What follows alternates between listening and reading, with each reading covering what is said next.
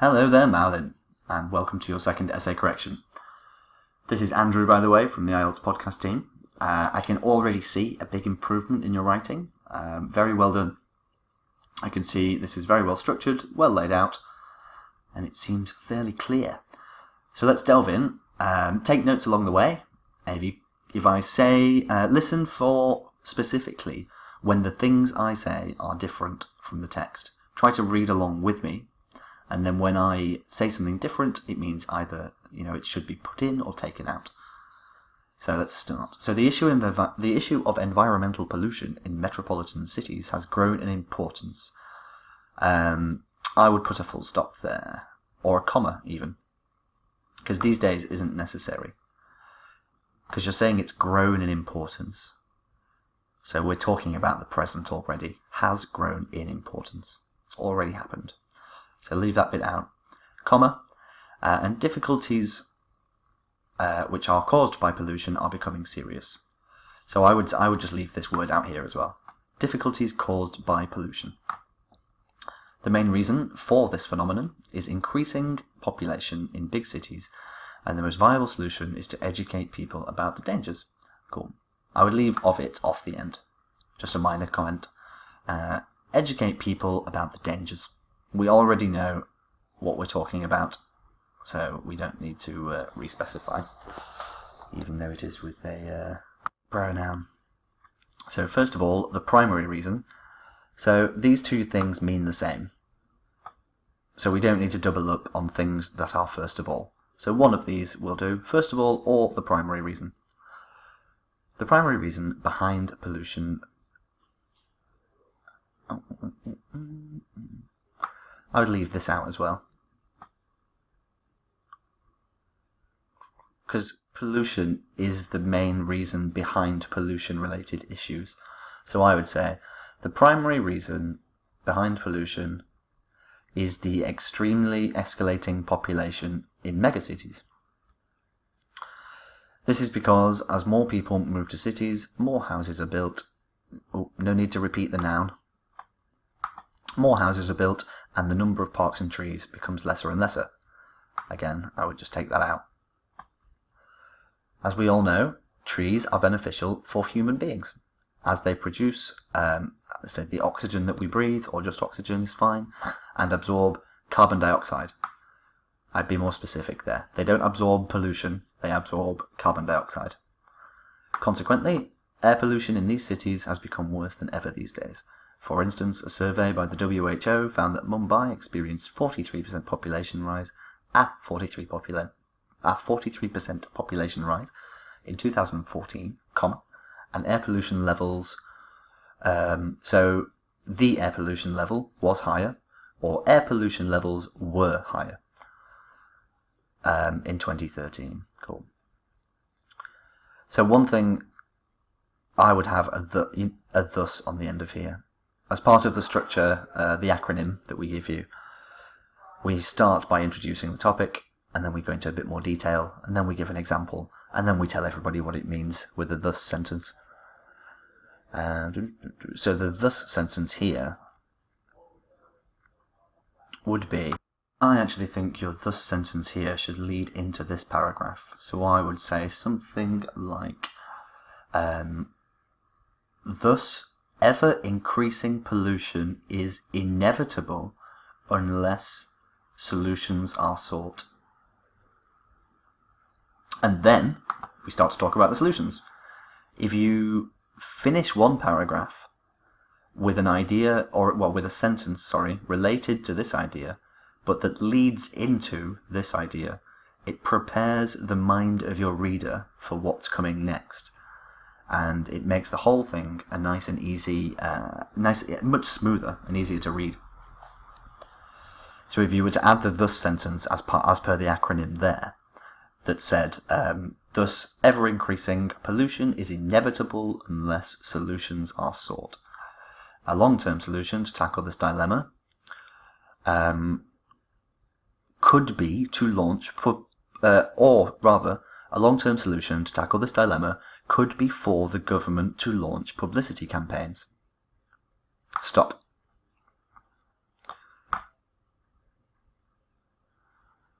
And then the next sentence could be, to add some variation, these are called,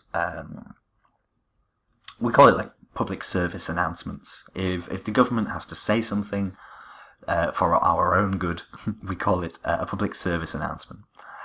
So full stop there. And then public service announcements in the media and schools would inform people of the hazards of environmental... I would leave this out because it confuses me. So I'd say public service announcements in schools, or public service campaigns in schools and media to educate people about the hazards of pollution-related diseases is better. While this is fine, it means kind of the same thing, even if you just have that. And one of the things that's really important in English is to be efficient, to use as few words as is possible to get your point across. So we should always be looking to remove any unnecessary words. An awareness campaign could shed light, so you've already got awareness campaign, that's good, could shed some light on this difficult situation and allow people to be more alert about it. I'd say aware. Oh no, you've already said aware there. Yeah, to be more alert about it, or to allow people to be proactive, which means to allow people to act in advance, to do something about it, to be active in action. An awareness campaign could shed some light on this difficult situation and allow people to be more proactive. For example, a similar initiative in Norway in 2012 resulted in 23% decreased air pollution. Good. And a 35% drop in diseases, I would have there. Or you could have, and diseases dropped by 35%. Diseases related to air pollution. So how would we do that? For example, a similar initiative in Norway in 2012 resulted in 23% decreased air pollution and a 35% drop in diseases. We could just say here, in related diseases. A 35% drop in related diseases such as asthma, COPD and emphysema. Cool. But once again, we need a little bit of a thus on the end.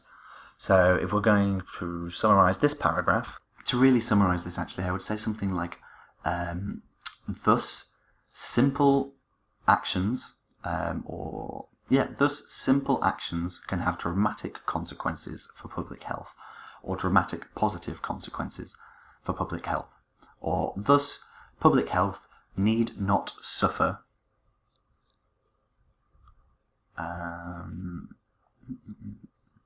I think that might be a bit complicated actually. But what we need to say is a summary of this paragraph. We need to say thus or therefore simple actions or a simple campaign could drastically improve the public health situation. In conclusion, more and more people are moving to big cities every day, and this is one of the main reasons for pollution and the troubles associated with it. However, it can be addressed through educating citizens about the hazards. Cool. So yeah, it's quite well structured. The only thing that's missing is some thus sentences on the end here, and I think if you were to include these, you wouldn't need all of these extra words like these days.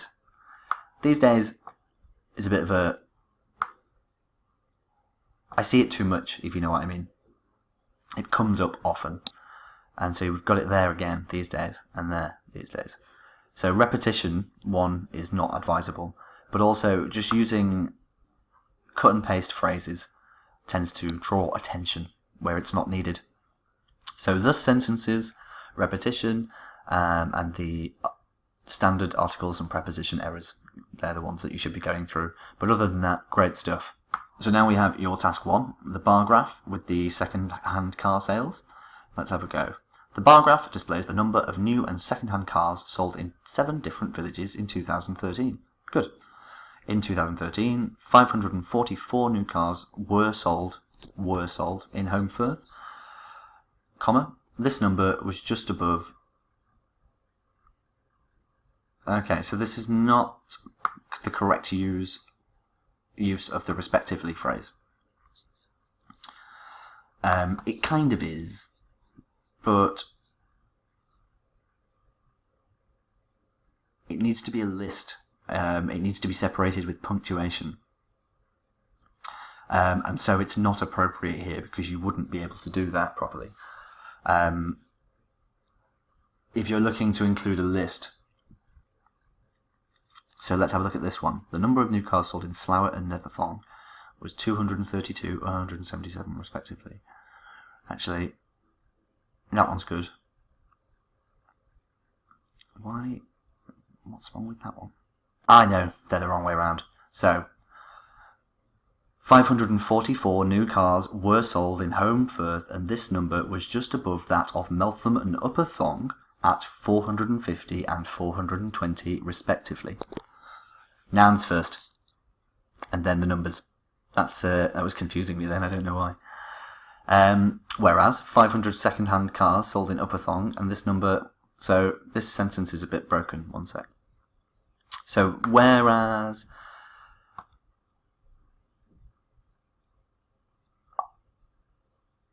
Yeah, whereas can't be used there because it would be either whereas 500 second-hand cars were sold in Upper Thong, as in whereas this, but this, but there it just doesn't quite fit. So either, so maybe even include a semicolon there, and then say, whereas 500 second-hand cars were sold in Upper Thong, comma, Home Firth stood at number 1 for used car sales, comma, with 650 older cars. The reason I've changed that, I've cut this out, because we're just mentioning Meltham again for seemingly no reason, because it's not high or low. It's not interesting. It has no reason to be there.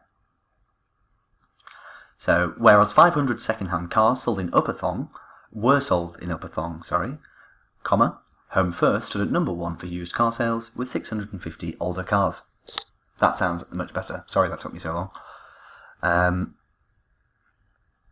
So the number of new cars sold in Slough and Netherthong was 232 and 177 respectively.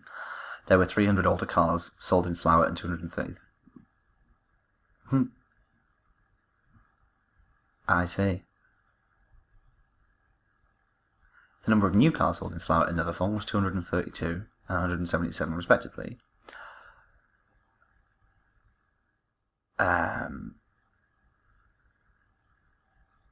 We need to use a conjunction there, and I can't think of what the best one is. Do you know what, as it's grammatically correct, there were 300 old cars sold in Slough and 233 in Netherthong. I'm going to leave that as it is. There's no point changing it if it's cool. In Longley Farm Village, the sales of both old and used cars were almost identical. We could use the word identical, means the same. Which was around 420 cars combined. Second-hand cars sold in Netherton were approximately 6 times fewer than those for Home Firth. This number was nearly 5 times fewer for new cars. You could say smaller there because you're referring to the number. So you could say that the number was nearly 5 times smaller for new cars. Fewer is used, like I said, for specific numbers. But because you're talking about this number, we can also say that the number was smaller. That would add a little bit more variation. So overall, more second-hand cars were sold in all villages than new cars. The highest number of new and old cars were sold in Home Firth, and the lowest were in Netherton. The highest number of new cars was in Netherton. No, you were correct. That's good. So, overall, from both tasks, I would say that my biggest recommendation to you would be to get some more specific vocabulary. even if you don't think it will be useful at the time, I think that the more you have, the more specific and precise you can be, the more accurate you can be, and the more you can express yourself, you know. People often find themselves thinking, but how would I say that? Well, find out. Go and choose a collection of phrasings that you would use to say things. Bring a little bit of personality into it, but not too much. But mainly, pick up do some reading, do some listening, maybe some podcasts and some articles. Pick up some more precise language that you could use. But other than that, I mean, I don't struggle to understand your work, so you're definitely above a band 6 already. I think by the end of the course, you will be sitting pretty. But thanks for that, pal. Do get us your new essays, your corrections in, and everything else to the next email, and I will speak to you very, very soon. Thanks for that, Maulin. Have a nice evening.